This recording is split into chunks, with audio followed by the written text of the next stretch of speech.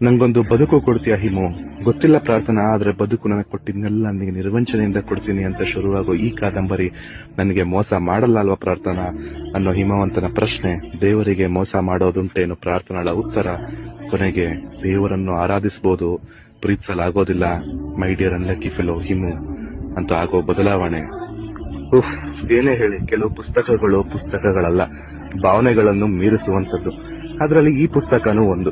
ಕೊಲೆಯಾದ ಕನಸು, ಹಿಮವಂತನ ನನಸಾಗದ ಪ್ರೀತಿ, ಬಯಸಿದ ಪ್ರಾರ್ಥನಾಳ ಪ್ರೀತಿಗಿಂತ ದೇವನಿಗೆ ಅರ್ಪಿಸಲು ಬಂದ ದಾಸೆ ಊರ್ಮಿಳೆಯ ಪ್ರೀತಿಯೇ ದೊಡ್ಡದು ಎಂದು ಹೇಳುವ ಸಾರಾಂಶ ಇದೊಂದು ನನಸಾಗದ ಹಿಮವಂತನ ಕನಸು.